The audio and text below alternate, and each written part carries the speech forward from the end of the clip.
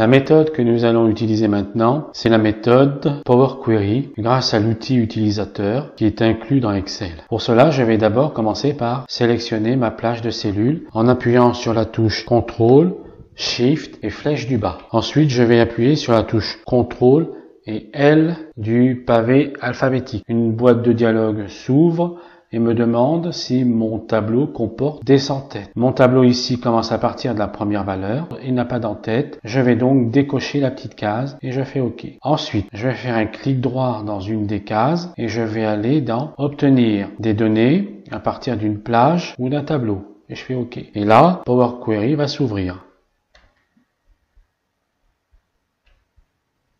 Voilà, Power Query est donc ouvert avec ma plage sélectionnée. Ensuite, je vais aller dans Ajouter une colonne, colonne d'index, et je vais choisir à partir de 0.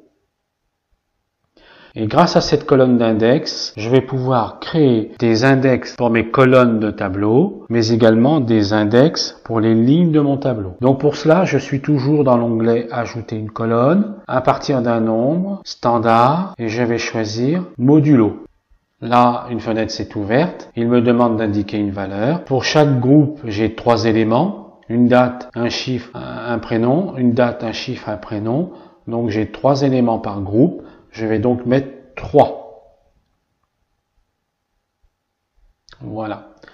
Là, je vais renommer ma requête. Donc, je fais clic droit, renommer, et je vais l'appeler index colonne.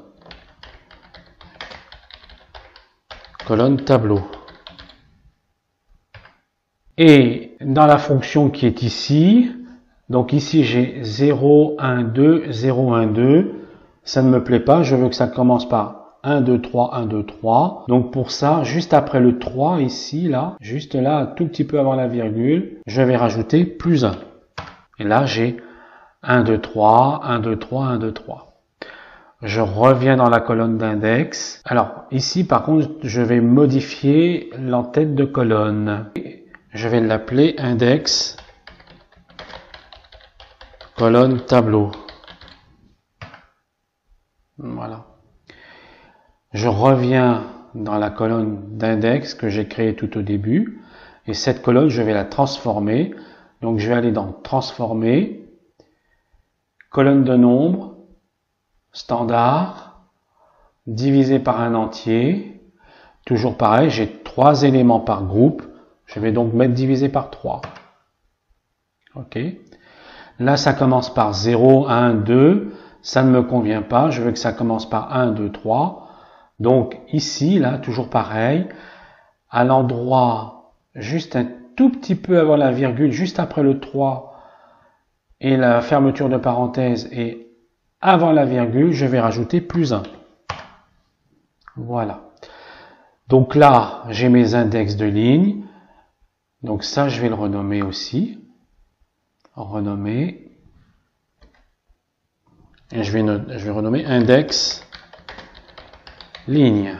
Donc, qu'est-ce qui va se passer avec cette opération? Eh bien, tout simplement, ici, j'ai préparé une petite... voilà. Ici, j'ai 3 fois 1, 1, 2, 3. 1, 2, 3, ce sont mes index de colonne. 1, 2, 3. Et 1, 1, 1, ça veut dire que la première valeur qui est là va se mettre dans la première ligne de la première colonne. Première ligne, première colonne.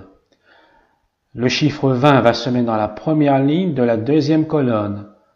Première ligne, deuxième colonne. Et enfin, là où il y a Denise, j'ai toujours le 1, donc ça va se mettre dans la première ligne, mais de la troisième colonne. Donc, première ligne, troisième colonne. Pour cela, il faut que je me positionne dans la colonne d'index des colonnes. Et là, je vais faire pivoter la colonne. Et quels sont les éléments que je vais pivoter? Ce sont les éléments qui se trouvent dans la première colonne, pour qu'ils se trouvent présentés comme dans le petit tableau que je viens de vous montrer dans la photo PNG. Je vais cliquer sur Options avancées et là je vais choisir Ne pas agréer puisque je ne vais pas effectuer de calcul. Et je fais OK. Et voilà. Ça, l'index de ligne, je n'en ai plus besoin. Je vais le supprimer. Maintenant, j'ai bien mes colonnes. Donc, ici, par exemple, nous voyons que nous avons la date et l'heure. Ça ne me convient pas, je veux la date. Donc, je vais aller dans l'onglet Transformer, colonne date, date, et je vais choisir date uniquement. Et donc, après mes colonnes 1, 2 et 3, je vais les renommer. Je vais mettre, par exemple, date.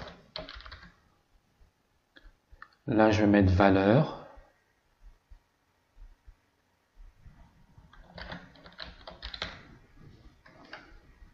Et là, à la place de 3, je vais mettre... Ensuite, je vais aller dans Accueil, Fermer et charger dans. Et là, je vais choisir le lieu où je veux l'installer. Donc, je choisis de le mettre dans la feuille existante ici. Donc, je vais cliquer ici. Je veux le mettre dans la cellule, par exemple, on va dire là. Allez, on va dire ici. Et je fais OK. Et voilà. Maintenant, on va faire une petite chose. Je vais aller tout en bas de ma base de données. Et je vais, par exemple, je vais rajouter tout ça.